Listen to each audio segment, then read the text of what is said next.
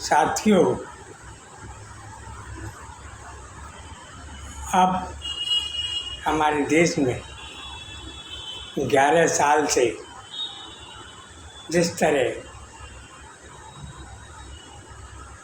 राक्षसों, दानवों और शैतानों का शासन स्थापित हो गया है, उससे जो हाहाकार मचा है जनता के बीच, उसका निवारण कैसे होगा।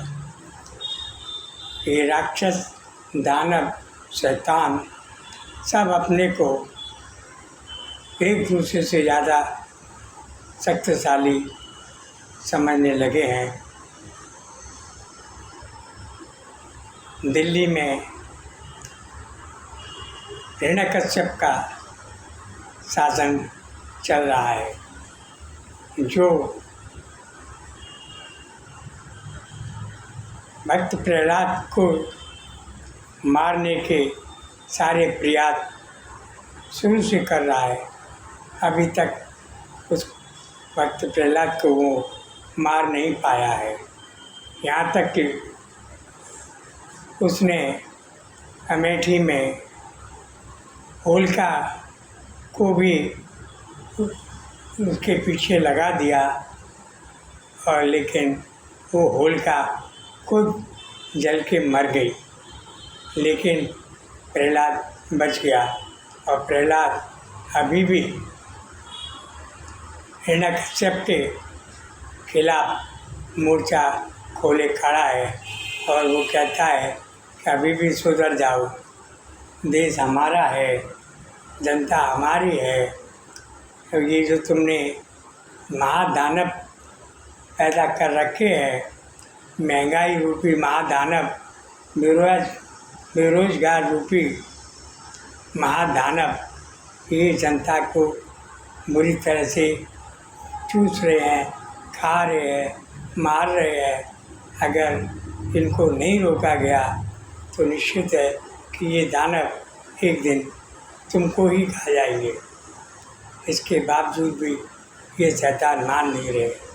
उधर यूपी के अंदर साधु के रूप में एक शैतान का शासन चल रहा है, जो निर्दोष जनता का खून तो पी ही रहा है, उससे भी उसका पेट नहीं भर रहा है, तो वह निर्दोष जनता का कत्लेआम करा के उनके शवों से अपनी उधर पूर्ति कर रहा है। ये नरभक्षी साधु शैतान के रूप में प्रसिद्ध हो चुका है। इससे अब कौन बचाएगा, ये तो वक्त बताएगा कि हमारे देश में कब नरसिंह अवतार होगा, और अब कब राम का अवतार होगा, और कब कृष्ण का अवतार होगा, जो इन हिरण्यकश्यपों को, इन रावणों को, इन कंसों का अंत करेंगे। दोस्तों, इन लोगों के दुष्परिणामों के रूप में ही आज हमारे देश में ऐसी घटनाएं घट गई,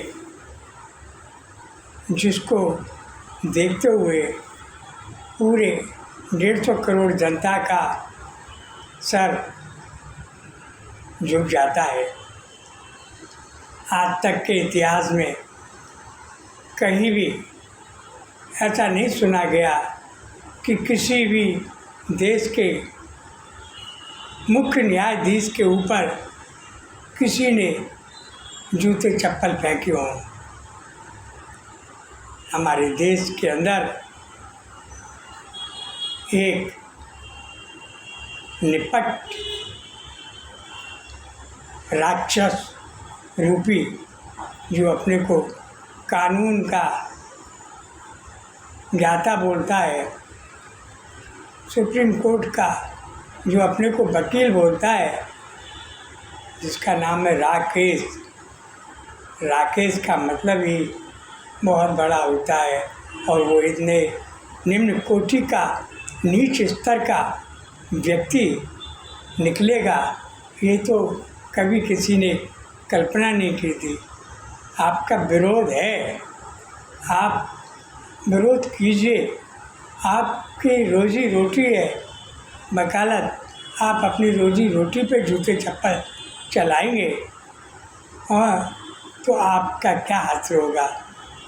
ये हमारा देश का सर शर्म से झुक गया है, लेकिन इन हिरण्यकश्यप के शासन में ऐसे राक्षसों का, ऐसे नीच लोगों का बचाव ही किया जाता है, उनको गले लगाया जाता है, उनको सज़ा नहीं दी जाती है।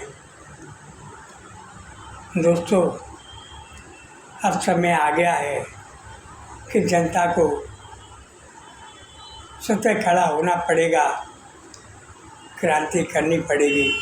ऐसे नीच स्तर के जो वकील हैं, जो अपने को पढ़ा लिखा ज्ञानी बोलते हैं, जब उनकी ये हालत है तो सोचो, जो अंधभक्त है, जो अनपढ़ है, जो मूर्ख है, वो अगर कत्लेआम कर रहे हैं तो फिर हमारे देश में बचा क्या।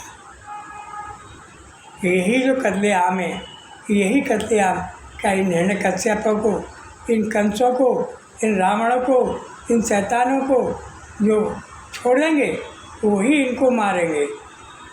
तो ये जो रक्तबीज पैदा कर रहे हैं, इसका कोई इलाज तो कोई शिव ही कर पाएगा किसी रूप में, चाहे विष्णु माँ मोया बने या कोई भी आए, या वो उसका इंतजार कर रहे हैं।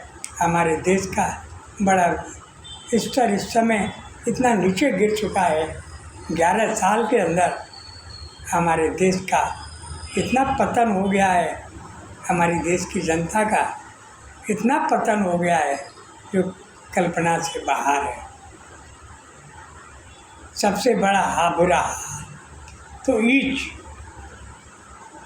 नीच गोदी मीडिया के नीच, मैं शब्द बोल रहा हूँ, नीच पत्रकार वो जो बोलते हैं अपने को, गोदी मीडिया के नीच एंकरों का है, जो इस तरह के गाली गलौज की भाषा का प्रयोग कर रहे हैं और इस तरह के लोगों को बढ़ावा दे रहे हैं।